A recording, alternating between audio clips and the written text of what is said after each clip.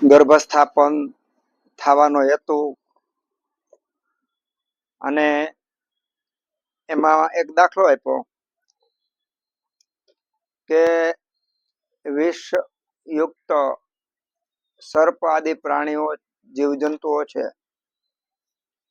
તો એ વિષ એને મારી નથી નાખતું, જીવાડે છે. એમ દોષોથી બનેલું રજ અને શુક્ર એ ગર્ભને મારી નથી નાખતું, ગર્ભને જીવાડે છે, ગર્ભનો વિકાસ કરે છે. અહીંયા સુધીનું તો આપણે સમજવા પ્રયત્ન કર્યો. હવે જેમ જેમ આગળ જાય એમ જેટલા આગળના વિષયો આવ્યા એ બધા વિષયોનું ધીમે ધીમે ધીમે ઊંડાણપૂર્વક વર્ણન આવતું જાય છે. અને આ બધી વસ્તુ આપણે મટીરિયલ તૈયાર કરીએ છીએ. કયું મટીરિયલ? ચિકિત્સાનું મટીરિયલ તૈયાર કરીએ છીએ. ત્યારે અલગ અલગ હોય તો આપણે દાખલા તરીકે કલર કામ કરવું હોય તો તમે ડ્રોઈંગ શીટ તૈયાર કરો, પેડ તૈયાર કરો, પીછી તૈયાર કરો, બધું તૈયાર કરીએ. મકાન બનાવવું હોય તો આપણે લોખંડ, કાંકરી, રેતી એવું બધું તૈયારી કરીએ. બાળકોને ભણાવે તો સ્લેટ, પાટી એવું બધું આપણે બોલપેન એવું બધું તૈયાર કરીએ. એમ અત્યારે જે આપણે આ મટીરિયલ જોઈએ છે બધું મટીરિયલ ચિકિત્સા આરોગ્ય માટેનું આ બધું મટીરિયલ છે ને એ આપણે સમજવા પ્રયત્ન કરીએ છીએ. તેમાં ત્રયોદોષા 3 દોષ કીધા. 3 દોષમાં પહેલો દોષ વાયુ, બીજો પિત્ત અને ત્રીજો કફ. તો આ 3 દોષો જે છે એ અનુક્રમણિક કે ક્યારે એની વૃદ્ધિ થાય છે એ પણ આપણે જોઈએ. વયોરાત્રિ ભુક્તા નામ તે અંત મધ્યાદિકા ક્રમાત. હવે પ્રવેશ ત્યાં થાય છે કે દોષ નું સીધી વાત આવે છે. તત્ર વૃક્ષ તત્ર એટલે કયો પહેલો દોષ કયો છે? વાયુ. તત્ર વૃક્ષ લઘુ શીત ખર સૂક્ષ્મ ચલ અનિલ. એટલા ગુણો વાયુના છે. પેલા તો વાયુ નામનું કોઈ પદાર્થ નથી.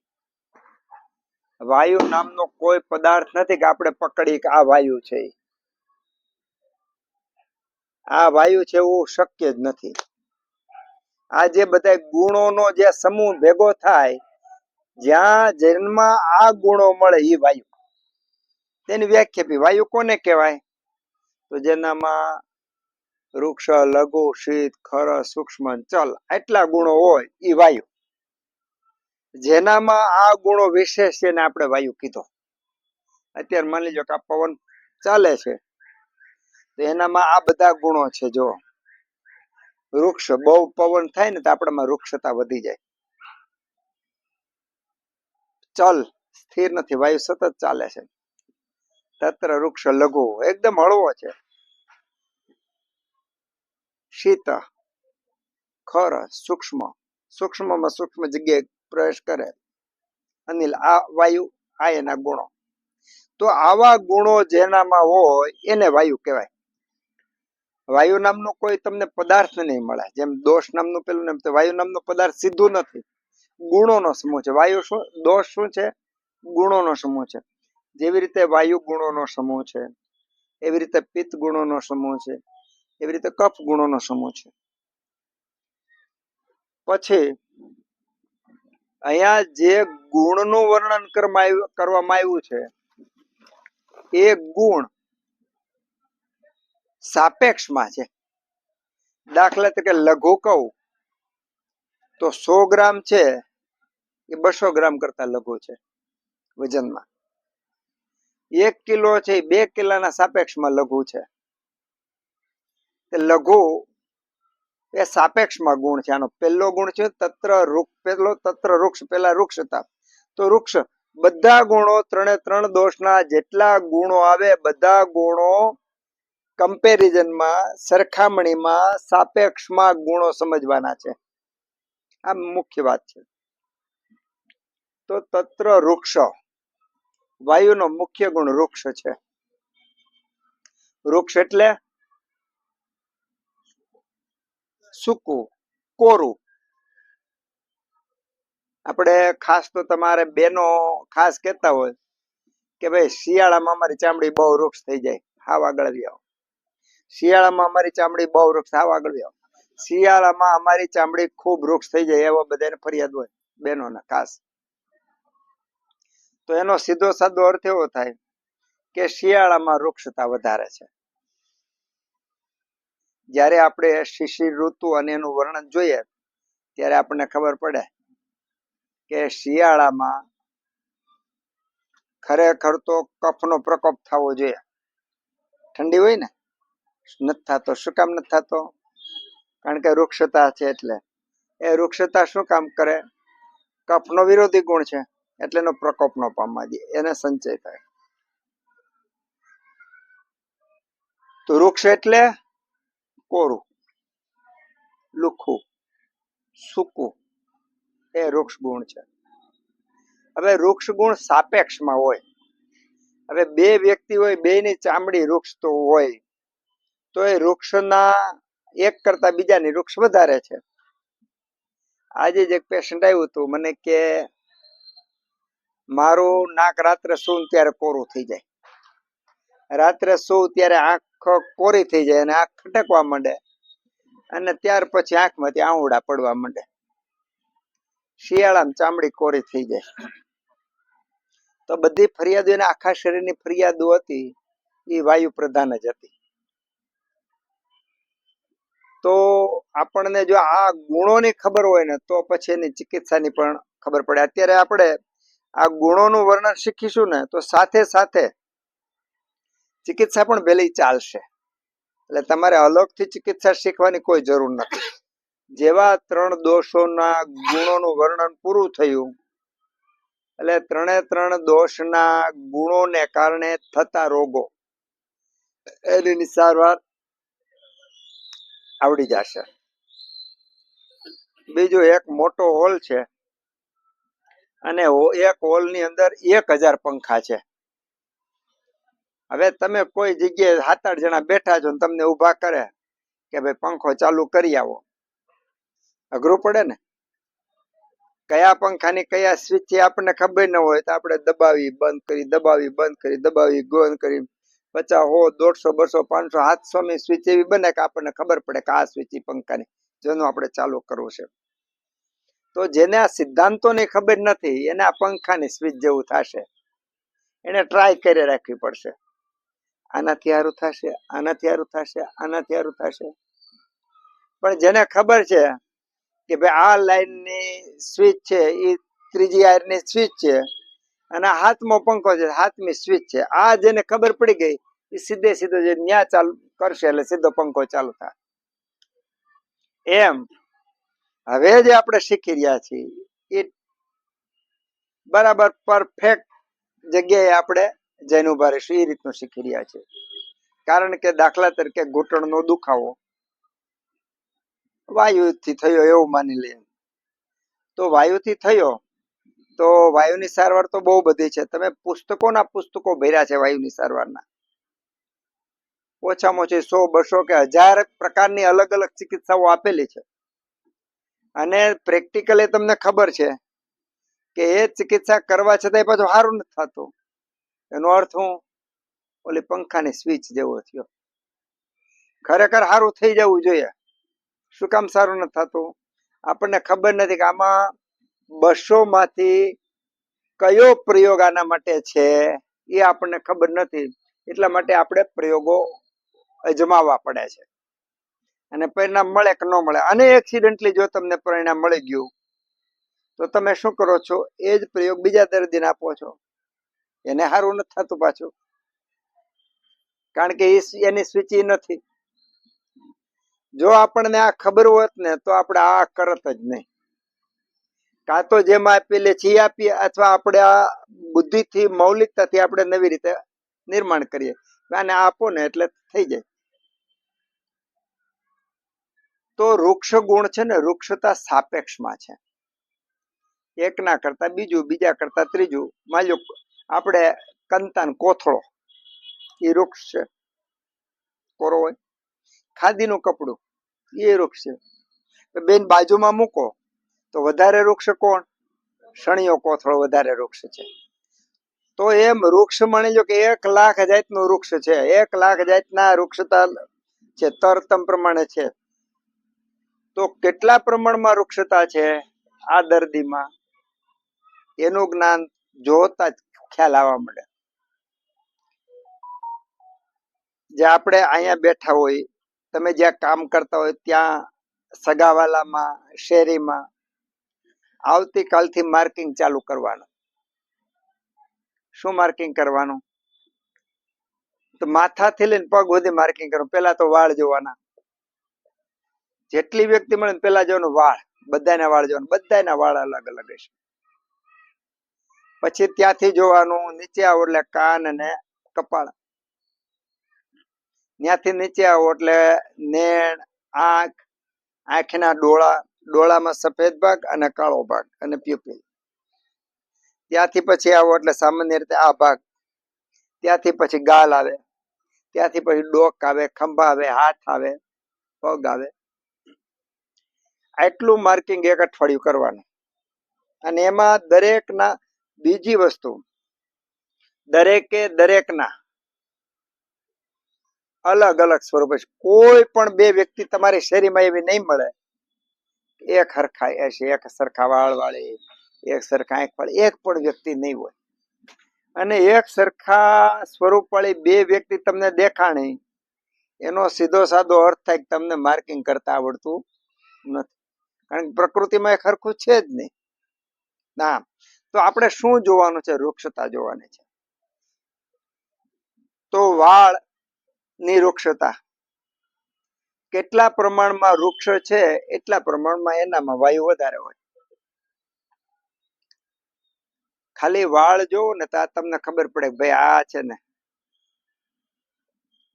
ક્યાંક ને ક્યાંક સાંધાનો દુખાવો થતો હોય, એને થાક લાગતો હોય, એનું વિવરિંગ માઇન્ડ હોય, બેચેની એવું લાગતું હોય, પછી જજમેન્ટ નિર્ણય ન કરી શકે, એવું વાયુ પ્રધાન હોય. તમે સમજી લો. અને વાયુના ગુણથી વિપરીત હોય તો તરત જ સમજી લેવાનું કે વાયુના વિપરીત ગુણો છે આનામાં. તો એક ગુણને જાણવાથી એનો વિરોધી ગુણ પણ જાણી શકાય. માની લો વૃક્ષને જાણવાથી વૃક્ષનો વિરોધી સ્નિગ્ધ. વૃક્ષને તમે બરાબર જાણો એટલે એનો વિરોધી ગુણ કયો આવે? સ્નિગ્ધ. તો સ્નિગ્ધના ઓટોમેટિક જે વૃક્ષના ગુણ છે, જે વૃક્ષનું સ્વરૂપ છે, એનાથી બિલકુલ ઊંધું વૃક્ષના ગુણ અને વૃક્ષનું સ્વરૂપ, ઓલો સ્નિગ્ધના ગુણ ને સ્નિગ્ધનું સ્વરૂપ છે. એટલે એકને જાણવાથી બીજું તરત જણાઈ જાય. આગળ આપણે આ દોષો પછી ગુણો આવશે, 20 ગુણો આવશે. ગુરુ, મંદ, હિમ, સ્નિગ્ધ, શ્લગ્ન, એ બીજા ગુણો આવશે. એકલા ગુણો છે. તો અહીંયા ગુણનો અર્થ સમજવાનો છે, ગુણનું સ્વરૂપ સમજવાનું છે, ગુણનું કાર્ય સમજવાનું છે, ગુણનો ચિકિત્સામાં ઉપયોગ સમજવાનો છે.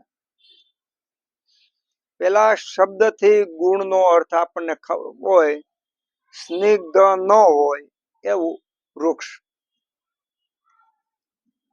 સ્નિગ્ધ એટલે તેલી, ઓઈલી. સ્નિગ્ધ શબ્દ સ્થૂળમાં અને સૂક્ષ્મમાં બેમાં એક હરખું કામ કરે. સ્નિગ્ધ ને બીજો અર્થ થાય સ્નેહ, બીજો સ્નેહ થાય. તેલને પણ સ્નેહ કહેવાય, ઘીને પણ સ્નેહ કહેવાય. તેલ પણ સ્નિગ્ધ છે, ઘી પણ સ્નિગ્ધ છે.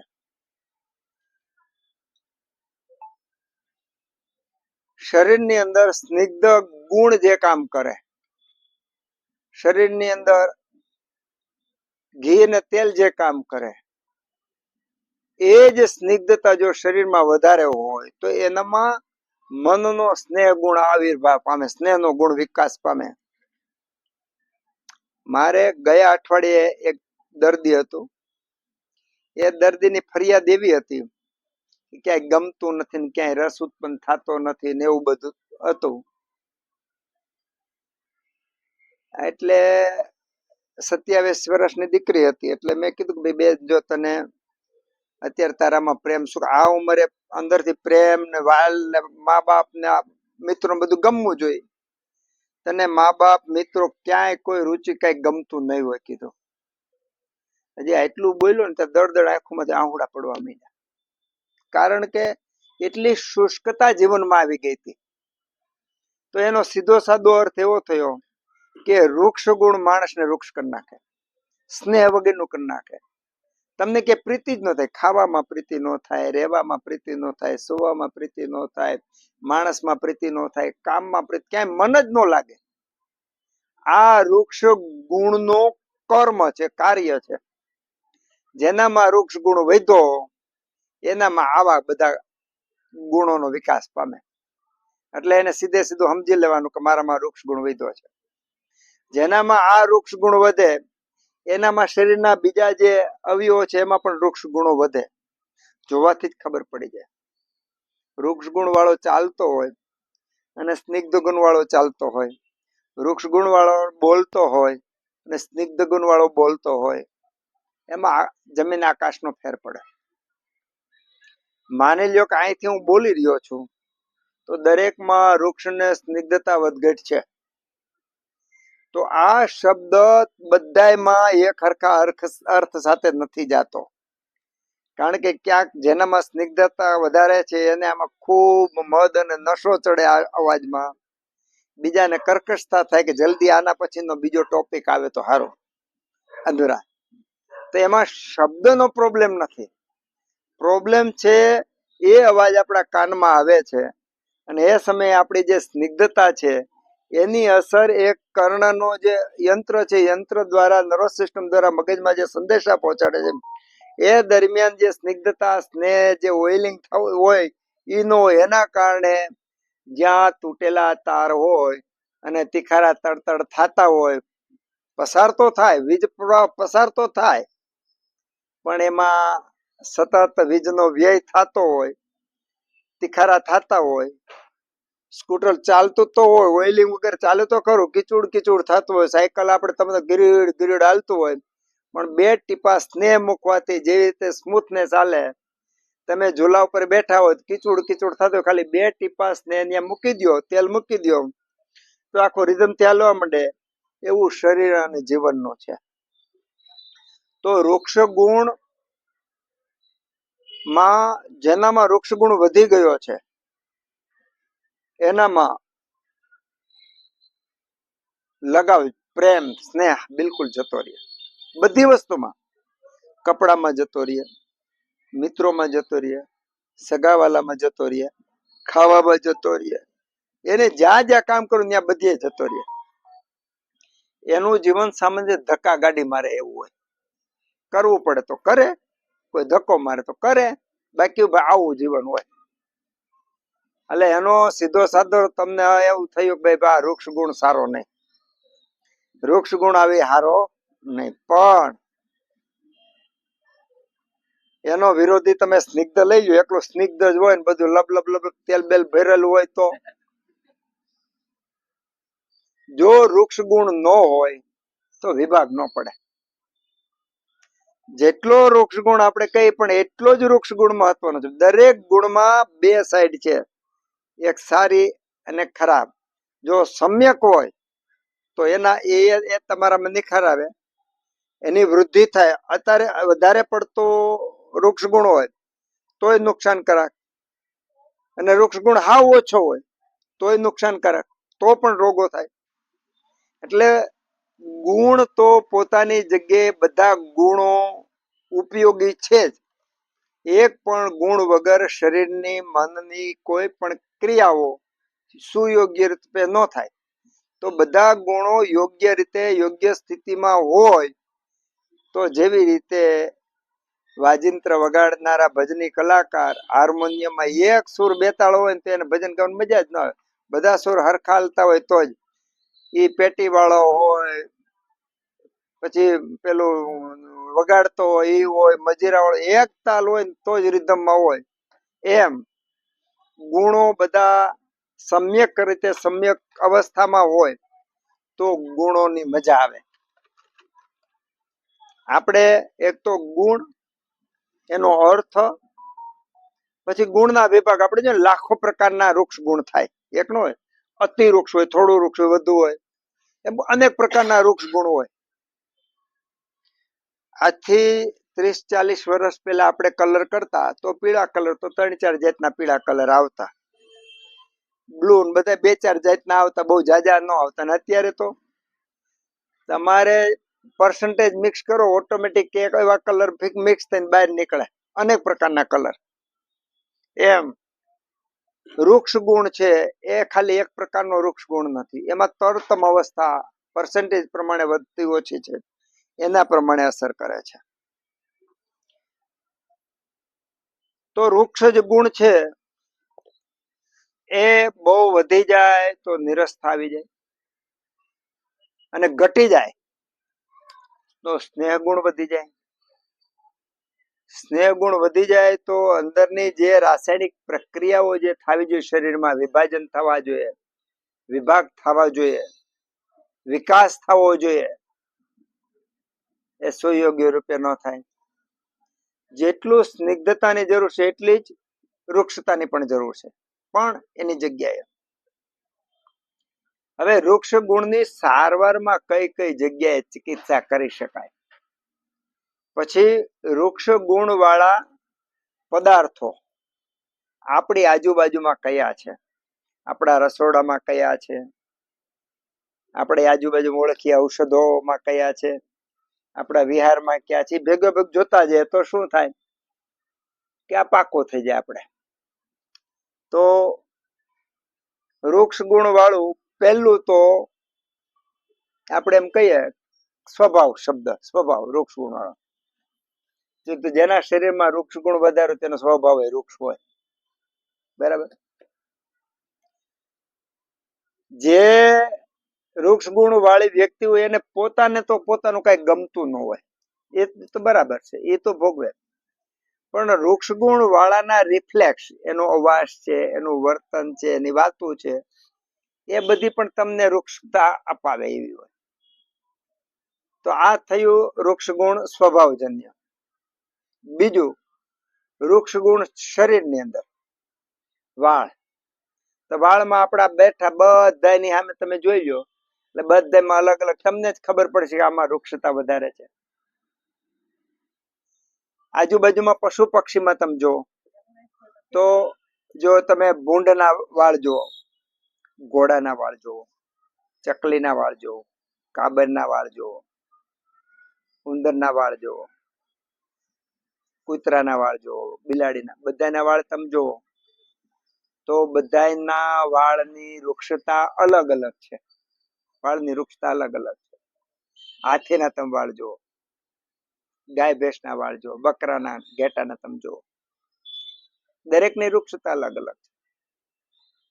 બીજી મજાની વાત એ છે કે પેલા કેવી રીતે નિદાન ને બધું થતું કે શરીરનો કોઈ પણ એક અવયવ કે એક અંગ હોય ને, ખાલી જોઈ લે ને એટલે પૂરેપૂરા શરીરની વાત વૈદ્યને ખબર પડી જતી, અને એના પ્રમાણે ચિકિત્સા કરવામાં આવતી. એમાં કઈ જરૂર નહીં, એક ખાલી આંખ જોઈ લીધી બસ, એક ફોટો જોઈ લે બસ, એટલું થઈ જાય, ખબર પડી જાય, અનુમાન આવી જાય ને થઈ જાય.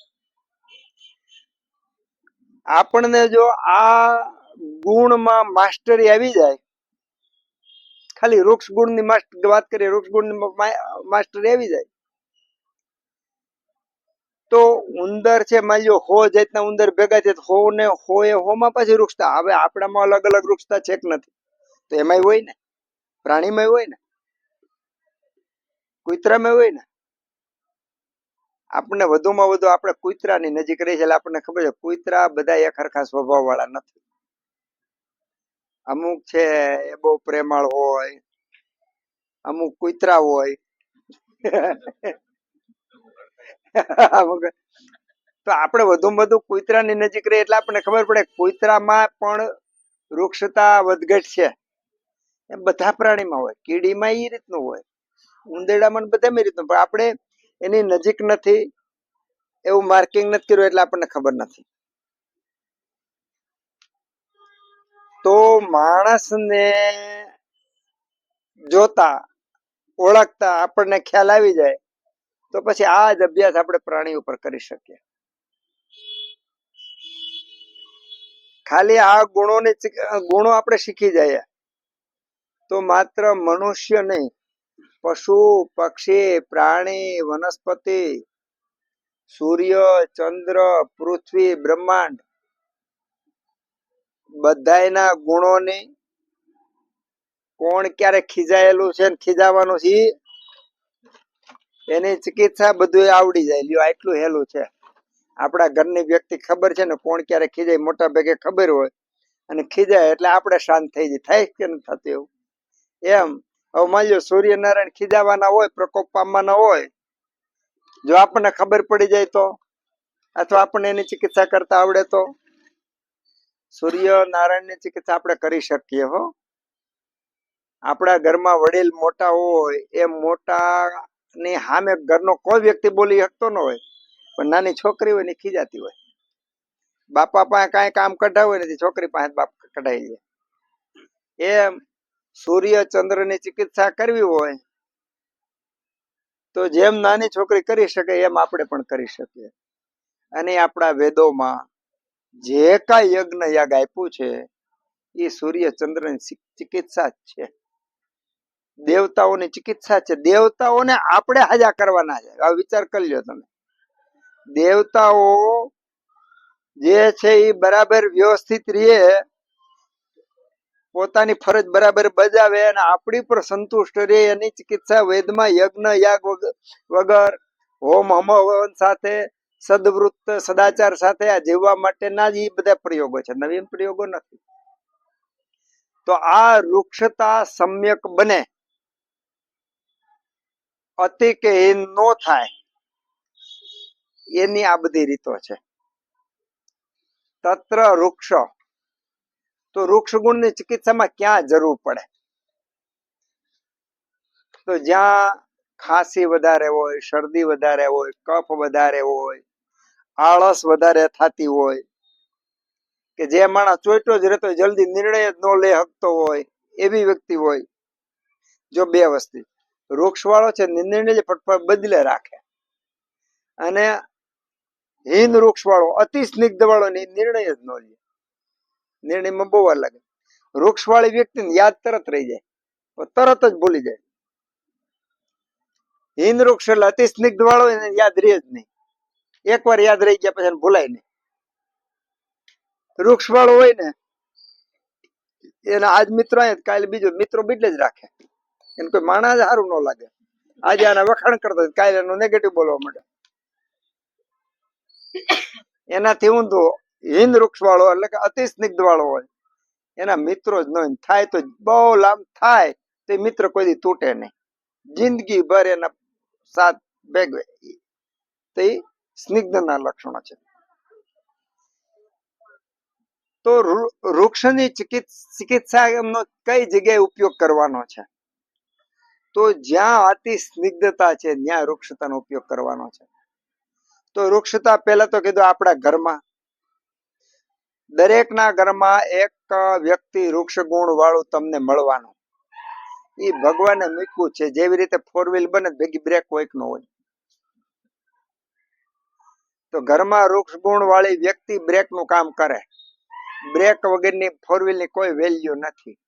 એમ ઘરમાં જો આવા ગુણો સ્વભાવ વાળું ન હોય ને તો આપણે કઈ કોઈનું કયું કરીએ એમ નથી. નહીતર એટલે ભગવાન જે મૂકે બરાબર છે. બરાબર. બીજું કે વૃક્ષ ગુણ નું દર્શન આપણામાં, આપણી આંખો, આપણો સફેદ ડોળો, આપણા વાળ, આપણું શરીર, આપણી ચામડી, એમાં આપણને ખ્યાલ આવી જાય વૃક્ષતા છે. હવે વૃક્ષ આપણી ચામડી છે કે નથી કેમ ખબર પડે? તમે તેલ લગાડો શોષાઈ જાય, તેલ લગાડો શોષાઈ જાય તો વૃક્ષ. અને વગર તેલ લગાડે જેને કે તેલ લગાડ્યું હોય એવી ચમકતી હોય તો એ વૃક્ષ નથી, સ્નિગ્ધ છે. સામાન્ય રીતે જેનો વાયુ વૃદ્ધિ હોય, વાયુ વૃદ્ધિ વાળાને તમે માલિશ કરો ને તો અંદર તેલ શોષાઈ જાય, તેલ શોષાઈ જાય, તેલ શોષાઈ જાય. તો આ વસ્તુ શું છે કે વૃક્ષ ગુણના દર્શન એનું પ્રમાણ નક્કી કરવાની આ એક રીત છે. શરીરમાં આપણે વૃક્ષ ગુણ જોઈ લેવાનું, પછી આપણા રસોડામાં વૃક્ષ ગુણ વાળા દ્રવ્યો ક્યાં ક્યાં છે રસોડામાં, કારણ કે ચિકિત્સામાં ઉપયોગ કરવો તો બધું ખબર હોય છે ને. તો આપણા રસોડામાં વૃક્ષ ગુણ વાળા કયા કયા દ્રવ્યો છે બોલો જી. બરાબર છે, મરીમાં વૃક્ષ ગુણ છે. તેલ હિંદ વૃક્ષ સ્નિગ્ધમાં આવે, મરચું વૃક્ષમાં આવે, બરાબર છે. તજમાં વૃક્ષ ને બહુ વધારે પડતું વૃક્ષ નથી પણ થોડોક વૃક્ષ ગુણ છે. હા હા, અજમામાં તેલ હોય એ સ્નિગ્ધ છે. સૂંઠ વૃક્ષ છે પણ બહુ વૃક્ષ નથી. મીઠું સ્નિગ્ધમાં આવે, ધાણા વૃક્ષમાં આવે, બરાબર. ટૂંકમાં આપણને ખબર હોવી જોઈએ. હવે અત્યારે છે ને આપણે બેઝિક કરીએ છીએ, એટલે તમે માની લો તમે એમ કહો કે નમક છે એ વૃક્ષ લાગ્યું, બરાબર. પણ આગળ આવશું કે જે વાયુના ગુણોની સારવાર શેમાં કરવાની, તો પેલા 3 રસ છે એ વાયુનો નાશ કરે. પેલા 3 રસ કયા કયા છે?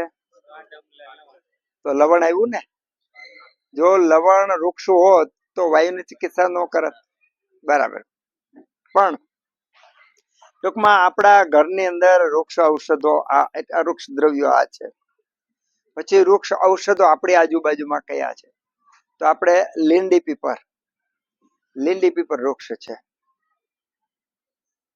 હવે જેનામાં ચરબી વધારે હોય, જેનામાં શ્વાસ ચડતો હોય, કફ વધારે હોય, જેનું વજન ઘટાડવું હોય, ચરબી ઘટાડવી હોય, કફ દૂર કરવો હોય, એકલી લીંડી પીપર આપો ને તોય એને સારું થઈ જાય. એકલી લીંડી પીપર. જ્યાં બધા ઔષધોનું પેસ્ટ કરવું જ પડે, કારણ કે એમાં ઉષ્ણ, તીક્ષ્ણ અને વૃક્ષ બધા ગુણો છે કે જે બધા કફ ને વાયુના વિરોધી છે. ઉષ્ણ, તીક્ષ્ણ, વૃક્ષ કફના વૃક્ષ ગુણ વધારનાર છે, વાયુનો વૃક્ષ ગુણ વધારનાર છે અને કફનો દૂર કરનાર છે. તો પીપલી છે એ વૃક્ષ ગુણ વધારનાર છે, મરી પણ વૃક્ષ ગુણ વધારનાર છે, સૂંઠ વધારનાર છે, પણ એટલો બધો વૃક્ષ ગુણ નથી વધારનાર, કારણ કે સૂંઠનો વિપાક મધુર છે એટલે. પછી વૃક્ષ ગુણ બીજા શેમાં વધારે છે? હરડે છે ને, હરડે 7 જાતની હોય, અજીયા, વિજયા, કેતકી, પૂતના, ચેતકી, જીવંતી, આ બધી અલગ અલગ જાતની. એમાં એક ડાંગ બાજુ જે હરડે થાય ને એ નાની ગોળ, અંદર ઠળિયો બહુ મોટો હોય, ચામડીની જે ત્વચા એકદમ નાની હોય, એમાં વૃક્ષતા વધારે છે, તો એ હરડે વૃક્ષ.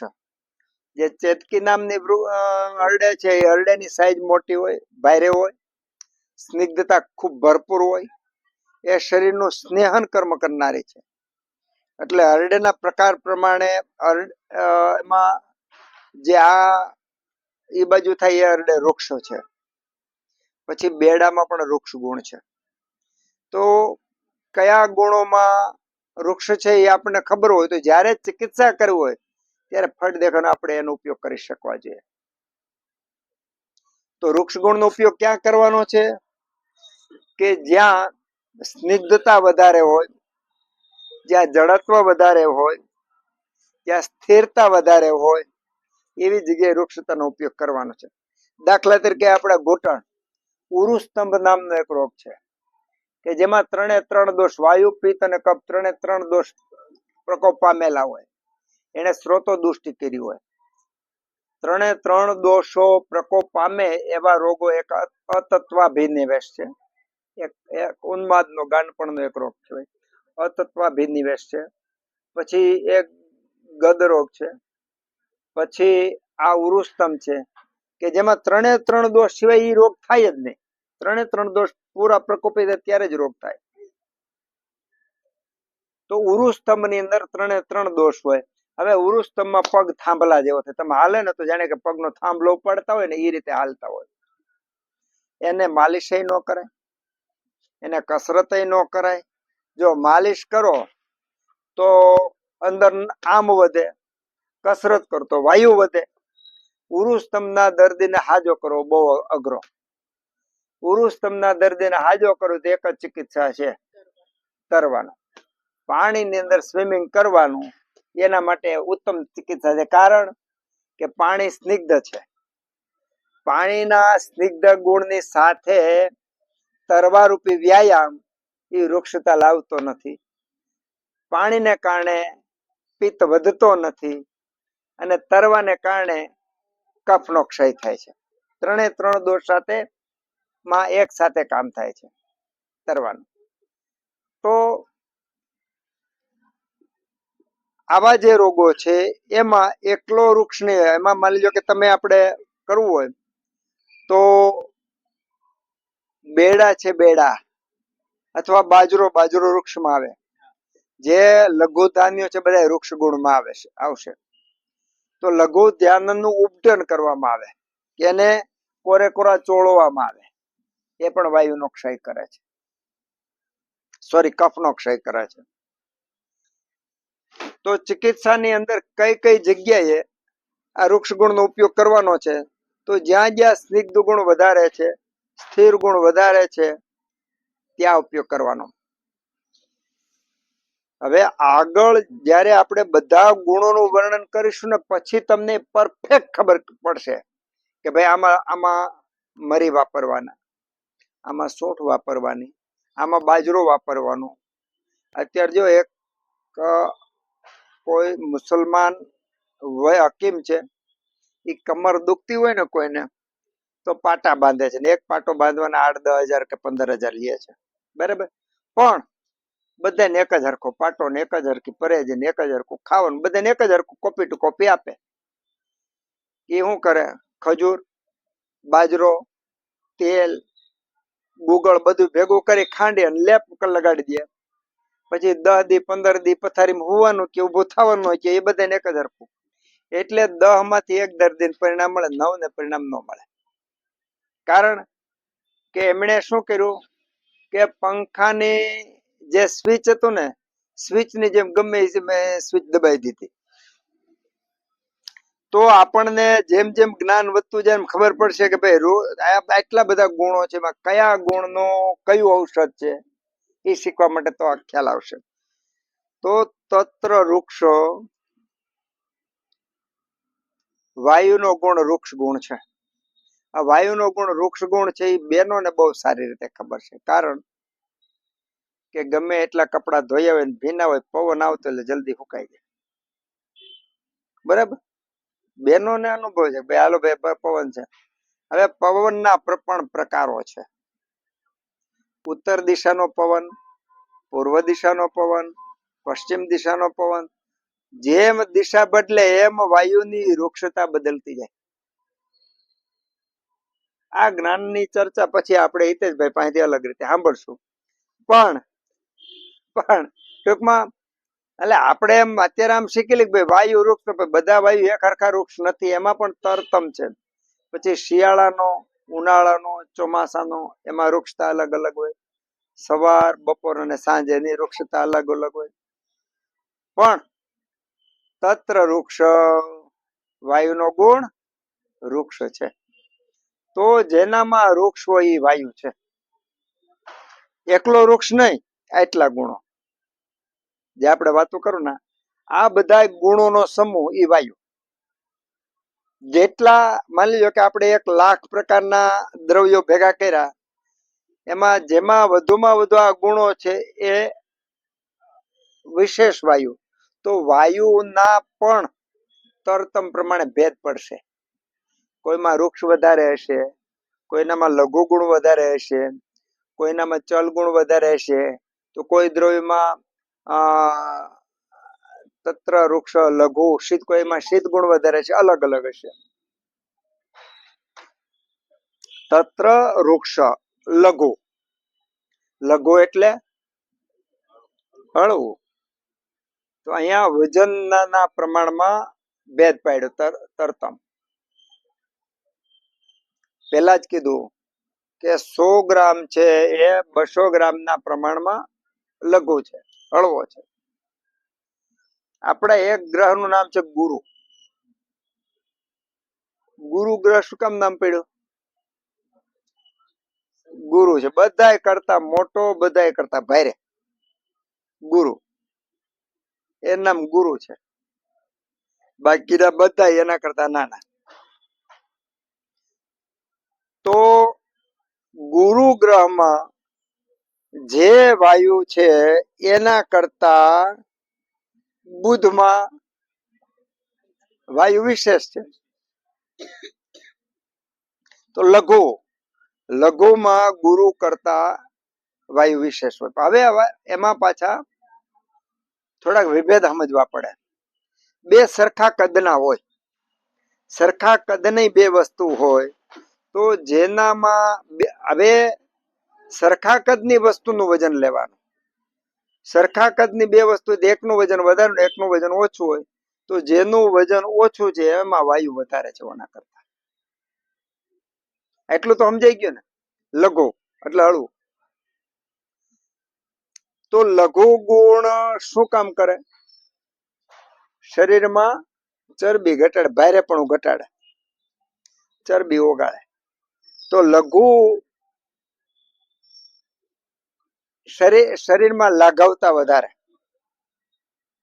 લઘુ ગુણ છે એ સામાન્ય રીતે વાયુનો ગુણ હોવાને કારણે વૃક્ષતાની સાથે ભેગો ભળેલો હોય. આપણે ઘણી વાર ઓલો તરતો પથ્થર જોઈએ છીએ, ક્યાંય મંદિરે ક્યાંક જઈએ ને તો તરતો પથ્થર હોય. એ જ પથ્થરના કદનો બીજો પથ્થર લ્યો તો આનું વજન ઓના કરતા ઓછું હોય, અને ઓછા વજનને કારણે તો પાણીમાં તરે છે. વજન ઓછું એટલે છે કે એનાની અંદર છિદ્રો વધારે છે. એ છિદ્રો એવી રીતે બનેલા છે કે પાણી અંદર પ્રવેશ કરી શકતો નથી, એવા છિદ્રો બનેલા છે.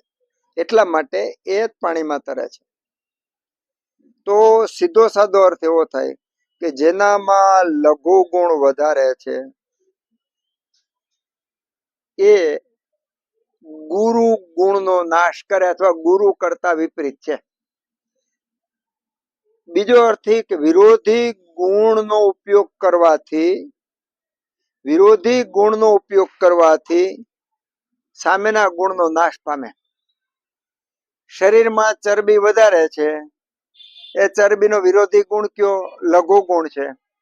તો લઘુ ગુણનો આહાર વિહારમાં ઉપયોગ કરવામાં આવે તેની ચરબી ઓગળે. હવે આમને કારણે ઘૂંટણ દુખે છે, સામ અવસ્થાને કારણે ઘૂંટણ દુખે છે. તો સામ અવસ્થા એટલે આમ થયો, આમ ભારે હોય. તો આમને કારણે ઘૂંટણ દુખે છે, તેમાં લઘુ ગુણનો ઉપયોગ કરો તો એ ઘૂંટણ મટે. હવે સામાન્ય રીતે લઘુ કરવાનો, લઘુનો ઉપયોગ કરવાનો. જેને જેને ઘૂંટણ દુખે ને એમાં આપણા ગામડામાં પેલા બંધાણ બાંધતા. બંધાણ એટલે એરંડાને, આકડાને, વડલાના કોઈ પાનને લેવાના, અહીંયા તેલ લગાડવાનું, અને તેલ લગાડવાનું, ગરમ કરીને પછી બાંધી દેવાનું, અને બંધાણ બાંધ્યું કહેવાય.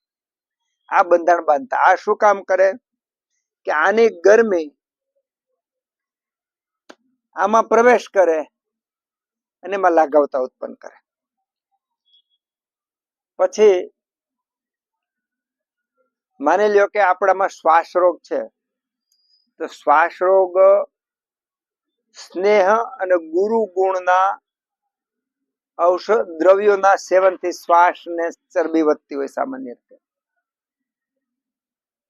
ગુરુ એટલે કયું?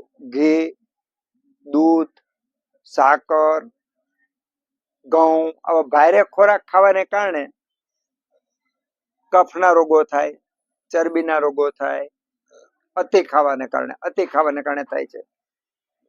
તો એના ઉપાયમાં લઘુ ગુણો જેના જેટલા દ્રવ્યમાં લઘુ ગુણો છે એનો ઉપયોગ કરો એટલે પેલા ગુણો નાશ પામે. તો લઘુ ગુણો નું આપણે ફરીવાર પાછું જેવી રીતે વૃક્ષમાં જોઈએ એ જ રીતે લઘુમાં આપણે જોવા મળીએ. પેલા તો આપણા શરીરમાં જોવાનું લાઘવતાનું. હવે એનું પણ માર્કિંગ કરવા જેવું છે. કોઈ દિવસ આપણને આપણું શરીર બહુ ભારે લાગે છે, કોઈ દિવસ આપણને આપણું શરીર હળવું ફૂલ લાગે છે, કોઈ દિવસ આપણને આળસ થાય છે, કોઈ દિવસ બહુ સ્ફૂર્તિ થાય છે, કોઈ દિવસ નવું કામ હૂજતું જ નથી, મગજ બેર મારી ગયું એવું લાગે છે, અને કોઈ દિવસ જાણે કે ખોળે કળાઈ ખીલી ગયું એવું મગજમાં નવા નવા આઈડિયા આવી રાખે. તો આ બધી રમતો વૃક્ષ, લઘુ, સ્નિગ્ધ વગેરે ગુણોની રમતો છે. જો આ ગુણો સમજાઈ જાય તો આપણને આ બધું ક્લિયર થઈ જાય. આપણને બહુ ગુસ્સો આવે ને તો આપણે દુઃખી ન થાય, ખબર પડી જાય આમાં આ ગુણ વધ્યો એટલે ગુસ્સો આવ્યો. આપણામાં બહુ આનંદ આવે તો આપણે આનંદિત થવાને બદલે ખબર પડે કે આમાં કયું તત્વ વધ્યું, એટલે તરત આપણને ખબર પડી જાય. યાદ શક્તિ ઘણી વાર યાદ બહુ સારું રહેવા મને, ક્યારેક યાદ જ ન રહે. તો યાદ રહે એટલે સમજવાનું કે આ ગુણોનું કોમ્યુનિકેશન છે એટલે આપણને યાદ રહે છે. યાદ ન રહે દુઃખી ન થાય, ખબર પડી કે આમાં એટલા ગુણો વધારે છે એટલે આપણે યાદ ને કાંઈ વાંધો નહીં, આ ગુણો પર સરખા કરીએ. તો ગુણોનું જ્ઞાન મેળવવાથી ફાયદો એ થાય કે આપણે આપણા પોતાના જીવનમાં સુખ દુઃખમાં નિવૃત્ત થઈ જાય. હવે આમાં ક્યાં તમારે ધ્યાન કરવાની જરૂર છે? સમજણ માત્રથી જ્ઞાન માત્રથી સુખ દુઃખ માંથી. હવે કૃષ્ણ ભગવાને અર્જુનને રણ મેદાનમાં સમજાયું માં કે તો આમ કરીને હવે રાગ દ્વેષથી મુક્ત થઈને તું યુદ્ધ કર, તોય સમજતો ન. પછી છેલ્લે કૃષ્ણ થઈ કા હવે મેં તો આ કીધું હવે તને સારું લાગે એમ કઈ વિચાર તો કરો. જે હતું એવું મેં તને કહી દીધું, હવે તને જે યોગ્ય લાગે તું કર. તો આ જ્ઞાન મેળવવાથી આપણને સીધે સીધું, જેવી રીતે અરીસામાં આપણને આપણું ચિત્ર દેખાય છે, બીજાના ચિત્ર દેખાય છે, એવી રીતે આ ગુણોનું જ્ઞાન મેળવવાથી આવું દેખાય તો આપણે ગુણોનું જ્ઞાન મેળવ્યું કહેવાય. નો દેખાય તો આપણે અહીંયા બેઠા હોય એ વખતે આપણે હાજર ન હોય તો નો દેખાય. એટલે અહીંયા જયારે આ વર્ગ ચાલતો હોય, વાતો હાલતી હોય, અહીંયા રહેવાનું.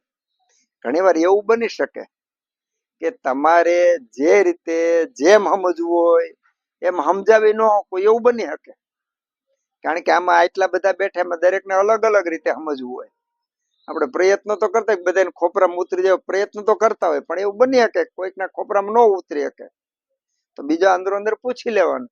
એવું બની શકે કે તમારી મગજની ચાવી બીજા પાસે હોય, એવું હોઈ શકે. એટલે લઘુ ગુણમાં આપણે જોઈએ ને, આપણો જે 6 મહિના પહેલા આપણો વજન કેટલો હતો? 65 કિલો. અત્યારે કિલો 60 કિલો. વળે 8 મહિના પછી આપણું પોતાનું વજન વધઘટ થાય છે. આપણા બેઠા જ બધાનું વજન વધઘટ છે. ભાઈઓ છે, ભાઈઓમાં કે બધાનું એક સરખું નથી. પછી બધી જ્ઞાતિઓમાં અલગ અલગ હોય. માની લો તમે પંજાબના માણસો જો તેનું વજન વધારે હોય, સાઉથમાં જો તેનું વજન ઓછું હોય. તો વજનને આધારે પછી આપણને આનું જ્ઞાન થાય. તો વજનના આધારે આપણે પ્રકૃતિ ઓળખી શકીએ, વજનના આધારે એનો સ્વભાવ ઓળખી શકીએ, વજનના આધારે એની પૂરેપૂરી માહિતી આપણને મળી જાય. તો એનો કયો ગુણ? લઘુ. તત્ર લઘુ. જેનામાં લઘુ ગુણ વધારે હોય એનામાં એટલો વાયુ વધારે હોય. તો લઘુ ગુણ આપણામાં જોયો. હવે આપણે આપણા રસોડામાં જે લઘુ ગુણ કયા કયા છે, શેમાં શેમાં લઘુ ગુણ છે? હે, બહુ સરસ વાત કરી. માની લો કે ચોખાની ધાણી અને મમરા કહીએ, પછી મકાઈની ધાણી અને પોપકોર્ન કહીએ, પછી જુવારની ધાણી થાય. તો બધી ધાણી વજનમાં હળવી. બહુ સરસ વાત કરી. તો એને શું કહેવાય? સંસ્કાર આપ્યા કહેવાય. સંસ્કાર આપીને આપણે એને હળવા બનાવ્યા. સંસ્કાર આપીને હળવા બનાવ્યા. લઘુ ધાન્ય બધાય એનામાં ગુરુ ધાન્ય કરતા લઘુતા વધારે, લાઘવતા વધારે. દાખલા નાગલી છે, નાગલીનો રોટલો છે, બાજરો છે, જુવાર છે, એ લઘુ કહેવાય. તો એનામાં લઘુ ગુણ વધારે છે. ઘઉં છે, ચોખા છે, ગુરુ છે, એનામાં ગુરુ ગુણ વધારે છે. એના સિવાય રસોડામાં બીજા લઘુ દ્રવ્યો, ધાણા લઘુમાં આવે. બીજું ઔષધમાં વયા જાવ. તેલી છે એટલે એટલા હલકા નથી, પણ ગણી શકાય ખરા. મરચું લઘુમાં આવે, લવિંગ લઘુમાં આવે. હવે તમને એમ થાય કે એકમાં એટલે બધામાં બહુ જાજા બધા ગુણ હોય, પણ પછી એ આવશે ત્યારે શીખીશું. પછી ઔષધમાં લઘુ ગુણ શેમાં શેમાં છે? જેમાં વૃક્ષ ગુણ છે બધા લઘુ ગુણ વાળા છે. પીપલી, મરી, આ બધા લઘુ ગુણ છે. બરાબર. તત્ર વૃક્ષ લઘુ. લઘુ ગુણનો ઉપયોગ ચિકિત્સામાં કઈ જગ્યાએ ને કેમ કરવો? તો આહારમાં, ઔષધમાં, વિહારમાં, બાહ્ય અને આભ્યંતર, આટલી રીતે એનો ઉપયોગ થાય ચિકિત્સાની અંદર. તો આહારમાં, ખોરાકમાં આપણે માની લો કે લઘુ ધાન્યો ખાઈ, આપણને અપચો થઈ ગયો હોય, પાચન ન હોય, તો આપણે આવા લઘુ ધાન્યો ખાઈએ, બાજરાની રાબ પીએ ને એવું કરીએ ને. ડાંગની અંદર છે ને ભેડકું ખાય, ભેડકું પીવે. એમાં 2-3 વર્ષના જૂના ચોખા લે અને બાફી નાખે, એની અંદર છાશ નાખે, પછી ઉકાળે, એમાં પાછા અજમા નાખે, ઉકળે પછી ખાય, નમક નાખીને ખાય. એ ઓર લઘુ બને, કારણ કે એક તો લઘુ હોય, એમાં છાશ નાખે એટલે વિભક્ત કરીને વધારે લઘુ બને, એમાં પાછા અજમા નાખ્યા તો એનાથી ગમે એટલું ગમે એવું અજીર્ણ તૂટી જાય. તો આ આહાર તરીકે જ લીધું. પછી આહારમાં બધા પ્રકારની ધાણી એ લઘુમાં આવે. પછી લઘુ ઔષધમાં ત્રિકટોની બધા લઘુમાં આવે. પછી વાયુનું સેવન, જેનામાં વધારે ચરબી હોય, કફ હોય, એવા દર્દીઓને પ્રવાતનું સેવન, પ્રવાત એટલે સતત પવન આવતો હોય, એનું સેવન કરવાથી એમાં વાયુ વધે. પંખા નીચે સતત સુવાવાળી વ્યક્તિને કાયમી સૂતી એટલે એના કારણે ઘૂંટણ, કમર દુખે, એવું કામે સીધો પ્રવાત આવ્યો. તો વાયુ આવું કોઈ પણ સેવન 2-5 દિવસમાં તકલીફ નથી પડતી, પણ લાંબા ગાળે એમાં નુકસાન કરે છે. તો પ્રવાતનું સેવન કરે. પ્રવાત છે એ પણ વૃક્ષ ગુણ અને લઘુ છે. એના કારણે સાંધાના બધા દુખાવો ઉત્પન્ન થાય છે. પ્રવાત. તો વિહારની અંદર જ્યાં વૃક્ષ ગુણ હોય, જ્યાં લઘુ ગુણ હોય, એવી ભૂમિ, દાખલા તરીકે સુરત, વલસાડ, નવસારી, અહીંની હવા ભારે. અહીંની હવા કરતા તમે રાજકોટ, ગોંડલ એ બાજુ જાવ તો હવા હળવી.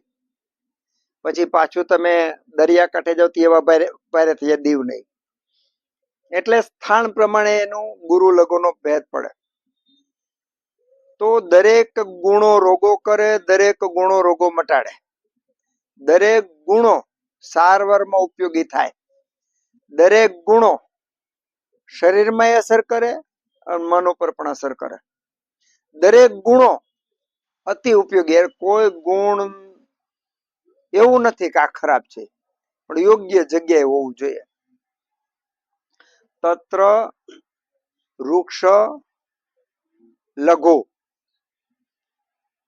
લઘુ એટલે હળવું. લઘુને ક્યાં ક્યાં જરૂર પડે?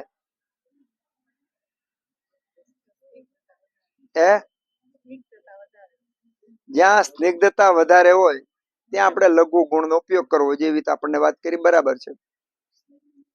પણ જ્યાં ચલ ગુણ ઓછો હોય, જ્યાં સ્થિરતા વધારે હોય, કે જ્યાં ઘનતા વધારે હોય, જ્યાં વિભાગ કરવાની જરૂર હોય, તો ત્યાં બધી જગ્યાએ વૃક્ષ અને લઘુ ગુણની જરૂર પડે. એક દ્રવ્યમાંથી બીજા દ્રવ્યમાં રૂપાંતર કરવા માટે, રાસાયણિક પ્રક્રિયા માટે જો લઘુ અને વૃક્ષ ગુણ નહીં હોય તો એ રાસાયણિક પ્રક્રિયા નહીં થાય. એમાં ઉષ્ણતાની એની બધી જરૂર છે, જ્યારે આવશે ત્યારે એને આપણે ઉલ્લેખ કરીશું. પણ આ આવશ્યક ગુણો છે બધા, અને આ ગુણોને ઊંડાણપૂર્વક એટલા માટે સમજીએ છીએ કે હવે પછી જ્યારે આવશે ત્યારે વૃક્ષ શબ્દ જ માત્ર બોલીશું. પછી કે એક એક કલાક એક વૃક્ષ માટે પાછળ કઈ વર્ણન નથી કરવાના. તો તત્ર વૃક્ષ લઘુ શીત. હવે લઘુ ગુણ છે એ સાપેક્ષમાં છે. મેં તમને વાત કરી સાપેક્ષમાં જ છે. માની લ્યો કે ગુરુ ગુણ ને ઓલા ગુરુ ગ્રહ ને ગુરુ કીધો, તેનું એક કદ મોટું છે એટલે તો ગુરુ કીધો.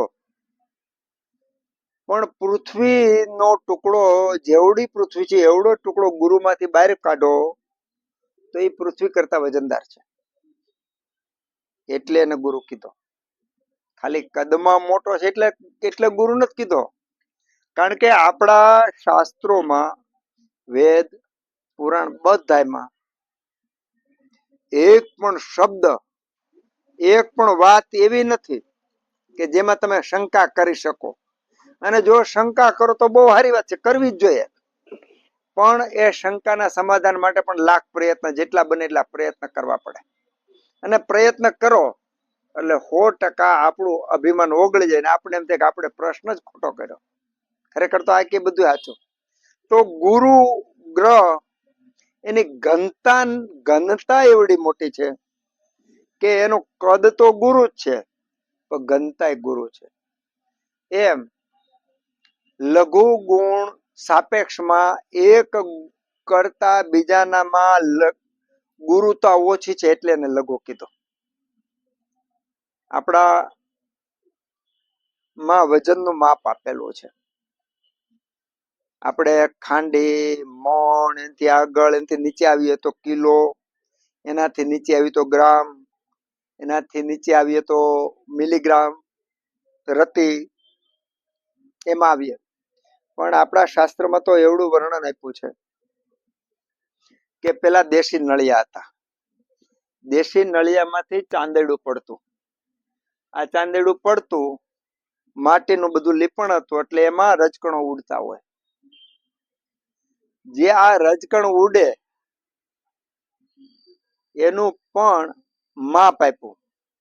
હવે આ રજકણ જે હોય એમાં એના કરતા 30 ગણું હલકું એને ત્રસરેણું કે, એના કરતા 30 ગણું હલતું, એના કરતા 30 ગણું હતું, એના કરતા 30 ગણું હલતું. એમ કરતા અણુ પરમાણુનું વજન આજથી લાખો વર્ષ પહેલા આપી દીધું. લ્યો, ઊંડું ઉતરેલું છે. તો જે ચાંદેડું પડે એમાં જે રજકણ છે એના વજન કરતા 30 લઘુ. ચાંદેડાના પ્રકાશમાં ઉડતું એક રજકણ, એ આપણને તો હલકું લાગે છે, લઘુ છે. એના કરતા 30 લઘુ, કારણ કે એના કરતા 30 ગણું હળવું છે. અને એના પછીના બીજા 3-4 આપ્યા છે એના કરતા હલકું, એના કરતા હલકું, એના કરતા હલકું. તો સીધો સાદો અર્થ એવો થાય કે સાપેક્ષમાં લઘુ છે. સાપેક્ષમાં લઘુ છે. બાકી રિવર્સમાં ચાલો તો એના કરતા 30 ગુરુ, એના કરતા રજકણ ગુરુ, એના કરતા મિલીગ્રામ ગુરુ, એના કરતા વંશી, એમાં જો વંશી, રાય, મુસા એવા બધા માપો આપેલા છે. એક વખત માપ ઉપર આપણે વાતો કરીશું. પછી તમને એમ થાય કે એક વાત આખી જિંદગી આ જ કરવાનું છે, આમાં ખૂટે એમ જ નથી. અને પાછી બધી વાત સત્ય છે. ગમે ત્યારે પ્રયોગ કરો, સાચી જ નીકળે. હવે સાચી નીકળે પેપરમાં એટલે મજા આવે. એટલે આ બહુ રસનો વિષય છે. તત્ર વૃક્ષ લઘુ શીત. વૃક્ષ સાપેક્ષમાં છે, લઘુ સાપેક્ષમાં છે, તો શીત પણ સાપેક્ષમાં છે. આ ગોળામાં પાણી ભર્યું છે, એનું પાણી અને નળનું પાણી, તો નળનું પાણી ગરમ છે, એના સાપેક્ષમાં ગોળાનું પાણી ઠંડુ છે, શીત છે. એના પ્રમાણમાં નવા ગોળાનું પાણી થોડુંક વધારે શીત હોય, એના કરતા ફ્રીજનું પાણી શીત હોય, એના કરતા એમ તમે સાપેક્ષમાં લેજો વધારે વધારે શીત ગુણ આવતો જાય. તો શીત ગુણ જે છે એ પણ સાપેક્ષમાં છે. તો જેમાં શીત ગુણ વધારે એમાં વાયુ એટલો વધારે, જેમાં લઘુ ગુણ વધારે એમાં એટલો વાયુ વધારે, જેમાં વૃક્ષ ગુણ જેટલો વધારે એટલો વાયુ વધારે. તો શીત ગુણ વાયુનો વધારો કરે અથવા શીત ગુણમાં વાયુ હોય. ક્લિયર થઈ ગયું? હવે શીત ગુણ શું કામ કરે? વાયુ વધારે. શું કામ કરે? વાયુ વધારે. હવે તમને આશ્ચર્ય થશે કે ઘૂંટણનો દુખાવો હોય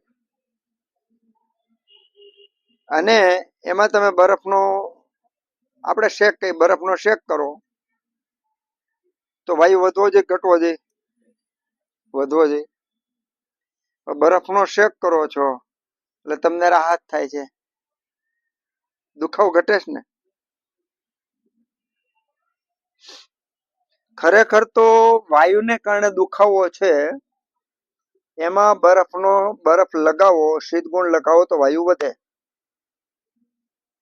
પણ તમને એમાં દુખાવો દૂર થતો હોય એવું લાગે છે તો અહીંયા સાહેબ બેઠા છે એટલે થોડીક વધારે મજા આવશે, કારણ કે એ સતત આ પ્રયોગો કરતા હોય. ઘૂંટણનો દુખાવો છે અને જો પ્યોર વાયુ હોય અને દુખાવો ઘટતો હોય તો એ ટેમ્પરરી છે. એકચ્યુઅલી અંદર વાયુનો સંચય થાય છે, વાયુ વધે છે. બરાબર? અંદર વાયુનો સંચય થાય છે, વાયુ અંદર વધે છે. એ આયથી ગમે ત્યાં જાહે મોટો થઈને, પણ વાયુ વધે છે. હવે તરત તો પછી દુખાવો ઓછો શું કામ થાય છે? દુખાવો શા માટે ઓછો થાય છે? કારણ કે બરફનો ગુણ શું છે કે ત્યાંના જે સ્નાયુઓનું સર્ક્યુલેશન છે, બહાર સર્ક્યુલેશન ઓછું કરી નાખે અને અંદર સર્ક્યુલેશન વધારી દે. અંદર સર્ક્યુલેશન વધારે એના પરિણામે જે બહાર જે દુખાવો જે સ્નાયુનો હતો એ સ્નાયુનો દુખાવો તમને ટેમ્પરરી મટી જાય છે. હવે ઘણા બધા દર્દીઓને બરફના શેકથી સારું થઈ જાય છે, કાયમી સારું થઈ જાય. તો જેમાં પિત્ત અને વાયુનો સંયોગ છે, પિત્ત ને વાયુનો સંયોગ છે, એવા દર્દીઓને બરફના શેકથી કાયમ માટે દુખાવો જતો રહે. અહીંયા વિભેદ કરવાની છે. જેમાં વાયુ અને કફ છે, અથવા એકલો આમ છે અથવા એકલો વાયુ છે, આમ કફ અને વાયુ હોય તો એમાં કાયમી દુખાવો મટવાનો નથી. એમાં એ બરફને બદલે તમે તેલનું માલિશ કરો તો એ કાયમી રિઝલ્ટ આવે. શું કામે? કે ઉષ્ણ અને તીક્ષ્ણ ઔષધોનો એમાં પ્રયોગ કરવાનો છે, એટલા માટે. તત્ર વૃક્ષ લઘુ શીત, અલગ પ્રકારની પ્રકૃતિ તાસીર છે, એ તાસીર પ્રમાણે એના વિભેદ હોય છે, એક સરખા વિભેદ નથી હોતા. એટલે શીત ગુણ સાપેક્ષમાં છે. દરેક વ્યક્તિનું તાપમાન અલગ અલગ હોય છે. જેમાં સ્નાન કર્યા પછી આપણને ઉલટીનો વેગ આવતો હોય, મળમૂત્રનો વેગ આવતો હોય, ત્યાંનું તાપમાન અલગ હોય. ઊંઘ પહેલાનું, ઊંઘ વખતનું, ઉઠ્યા પછીનું, આ તાપમાન અલગ હોય એટલું જ નથી. આ તાપમાનની સાથે સાથે શરીરની બધી ક્રિયાઓ પણ અલગ અલગ રીતે કામ કરતી હોય. એ વખતે ઇન્દ્રિયો અને મન અને એની પણ અલગ અલગ અસર હોય છે. તો શીત અને ઉષ્ણ એનો શરીરના આરોગ્ય સીધો સંબંધ, બધા ગુણનો સંબંધ છે જ, બધાનો સંબંધ છે જ, કોઈને બાકાત રાખી શકાય એવું છે જ નહીં. અહીંયા શીતની વાત આવે તો શીત ગુણ ઉપર જ વાત કરીએ કે શીત ગુણની જ્યાં જેટલી જરૂર એટલી સમ્યક રીતે હોય તો આરોગ્ય, અને અસમ્યક રીતે વધારે પડે ઓછું થાય તો પણ અનારોગ્ય, તો પણ આપણને રોગ ઉત્પન્ન થાય. તો શીતને કારણે સામાન્ય રીતે વાયુ વધે, શીતતાને કારણે વૃક્ષતા વધે, શીતતાને કારણે લાઘવતા વધે, શીતતાને કારણે સામાન્ય રીતે આપણી જે એક્ટિવિટી કરતા હોય ઓછી થાય. હવે બીજો પ્રશ્ન આપણને થવો જોઈએ કે વાયુ છે ને શીત કીધો છે, વાયુ શીત છે, અહીંથી વાયુ પસાર થયો, આપણને બપોર વચ્ચે તો ઠંડો નથી લાગતો, બપોર 12 વાગે તો ઠંડો લાગતો નથી. શિયાળામાં ઈ જ વાયુ, જેને આપણે વાયુ કે શિયાળામાં એટલો ટાઢો, ચૈતર વૈશાખમાં એટલો બપોરે ગરમ, અત્યારનો એ જ વાયુ આપણને બહુ ગમે. આ જ વાયુ શિયાળાનું ઉનાળાનું બપોર વચ્ચે ગમશે નહીં, રાત્રે જેટલો ગમશે એટલો.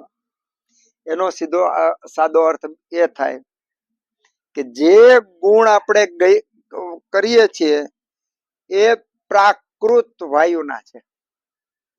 અત્યારે આપણી પાસે જે પવન આવે છે, જે વાયુ આવે છે, એ વાયુ સંસર્ગ થઈને આવે છે, જેને ભેગો ભળે છે એ ગુણો આપણને મળે છે.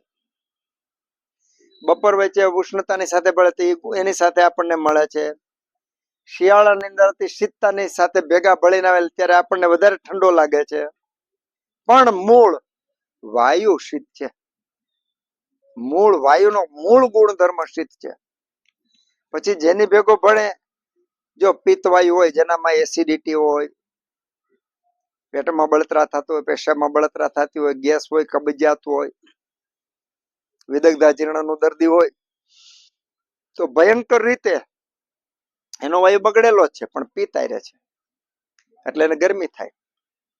એ જ વાયુ કફ આયરે હોય તો કફના બધા રોગો ઉત્પન્ન કરતું હોય. તો વાયુ જેની ભેગો ભળે એના ગુણો પ્રદર્શિત થાય છે. વાયુના પોતાના ગુણો તો હોય જ, પણ જેની ભેગો ભળે એના ગુણો લઈ અને રોગો ઉત્પન્ન કરે, અનારોગ્ય ઉત્પન્ન કરે, અને આરોગ્ય પણ એ ગુણોથી જ થાય. તો શીત ગુણ છે એ સાપેક્ષમાં છે, તરતમના પ્રમાણમાં છે. જેવી રીતે વૃક્ષના અનેક પ્રકારો, લઘુના અનેક પ્રકારો, એવી જ રીતના શીત ગુણના પણ ઘણા બધા પ્રકારો છે, વધતા ઓછા પ્રમાણમાં. અમુક શીત ગુણ છે એ તમને સુખ ઉત્પન્ન કરે એવું હોય, એટલા જ ટેમ્પરેચર વાળું શીત ગુણ બીજું હોય તો તમને દુઃખ ઉત્પન્ન કરતું હોય. અમુક એટલા જ ટેમ્પરેચર વાળું શીત ગુણ હોય તો તમારી ઇન્દ્રિયોને અણગમો ઉત્પન્ન કરતું હોય. એટલા જ ટેમ્પરેચર વાળું શીત ગુણ હોય તો એ તમારામાં અલગ પ્રકારનું સ્ફૂર્ણાને એવું આપતું હોય. આને સૂક્ષ્મ અર્થમાં એવું કહેવાય કે બીજા વાયુ આની ભેગા જેવા ભળતા હોય એવા પ્રકારના ગુણોની ઉત્પત્તિ થતી હોય છે. એટલા માટે વાયુ ને યોગવાહી કીધું છે, મધ યોગવાહી છે. મધને જેવા ઔષધો નાખો, ઉમેરો, એટલે મધના પોતાના ગુણો તો રહે જ, જેટલા નવા ગુણો નાખો એવા ગુણોનો એમાં ઉમેરો થાય. તો મધ યોગવાહી છે, એવી રીતે વાયુ પણ યોગવાહી છે. વાયુ જેનું ભેગું ભળે એના ગુણો સાથે લઈને ચાલે છે, પણ પોતાના મૂળ ગુણો તો એમાં રહે છે. તત્ર, વૃક્ષ, લઘુ, શીત, ખર, સૂક્ષ્મ, ચલ, અનિલ, આટલા જે ગુણો છે આ ગુણો વાયુના છે. અને આ વાયુને જો જાણી લેવામાં આવે તો બ્રહ્માંડમાં એક પણ વસ્તુ એવી નથી કે જેને જાણી ન શકીએ. બધી વિદ્યાઓ, બધા જ્ઞાન, બધી શાખાઓ આ ગુણોને આધારે પડેલી છે. તો એના તરતમ વિભાગ જેટલા જેટલા આપણે શીખીએ, પ્રેક્ટિકલમાં આપણે શીખીએ તો આપણને ખ્યાલ આવશે. તો આપણા હોમવર્કમાં આ 7 દિવસ આપણા શરીરમાં, આપણા ઘર ખ્યાલ આવશે કે આપણે કેટલું ભણ્યા અને કેટલું આપણે કામ કરી શક્યા છે. એનામાંથી આપણું ચિંતન વધશે.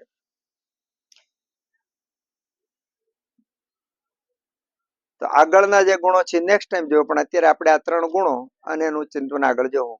ઓમ સહના ભવતુ સહનૌ ભુનક્તુ સવીર્યમ કરવાવહૈ તેજસ્વિનાવધીતમસ્તુ महाविद्विषावहै। ओम શાંતિ શાંતિ શાંતિ. પેલા તો તમને જે હોમવર્ક આપ્યું છે એ હોમવર્ક ના જવાબ આપો, પછી તમારા પ્રશ્નો લઈશું.